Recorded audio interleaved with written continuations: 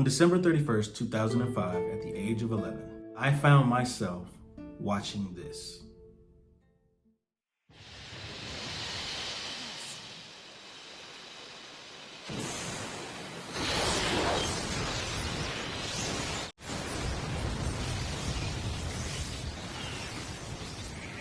I'm gonna kill you!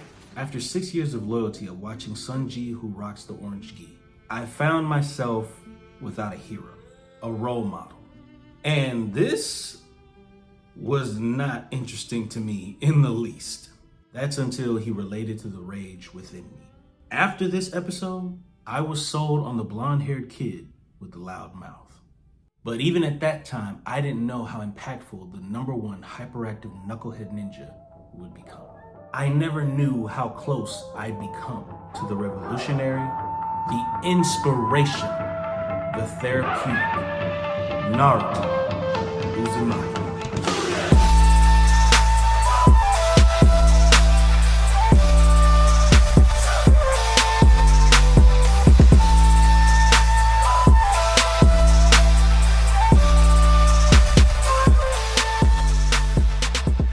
Naruto was not gonna be your average anime.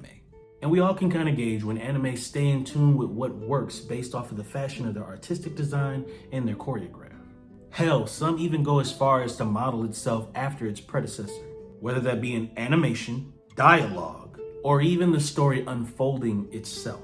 But Naruto was not that. For those of you who only know Naruto as the child with the built-in plot armor, those of us who witnessed him first in the premiere of Toonami saw him as the kid who struggled in school, myself included. With so many influential characters that came before him giving us the courage to stand up to threats that are greater than us, Naruto at a young age gave us hope to overcome the things and shortcomings within ourselves. We found being the underdog, the top dog. Kishimoto, though not one of the best manga writers, created one of the best, if not the best characters in anime for all of us at that age to relate to. He made it okay, if not great, to be unremarkable. Naruto was not stupid, but ignorant.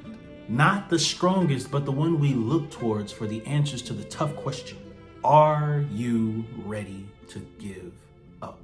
We knew we could count on Naruto in the end. The greater the doubt, the stronger the comeback would hit home for all of us watching. Naruto, from the beginning and over time and time again, became a great story of overcoming adversity. A young man whose future was decided for him at birth, able to change his circumstances no matter how hard through his own efforts. And that is what made all of us, including the characters in the story, want to follow Naruto. To come from nothing, no friends, no acknowledgement for your existence other than hate, misunderstanding, and prejudice without justification. With little to no help of his dream becoming true, to becoming the most vital piece of the village. Through his tenacity and his hard work, Naruto started to become not just someone we wanted to be Hokage, but someone who we believed and knew to become Hokage one day. But that's not the only great part about Naruto. The phenomenal thing about him is not just his ability to win, but his ability to unify, connect, relate. So much that seeing this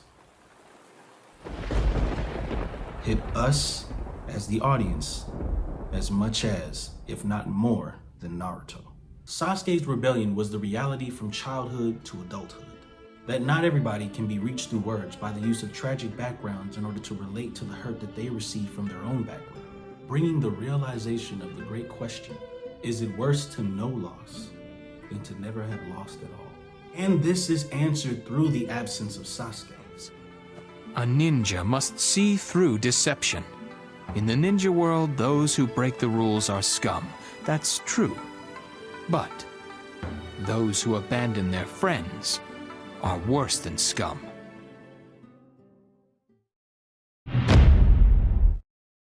There's something about possession that we just enjoy. It's the liberation we desire without the responsibility of dealing with the consequences. And this feeling was felt many times over throughout the entire story. And all this letting us know that though Naruto could connect and unify, Naruto was not as well connected or unified within himself as Kishimoto had carried him out to be. お前のおかげでここまで来られた。だが、俺はどうすりゃいい！そんなもん簡単だろ。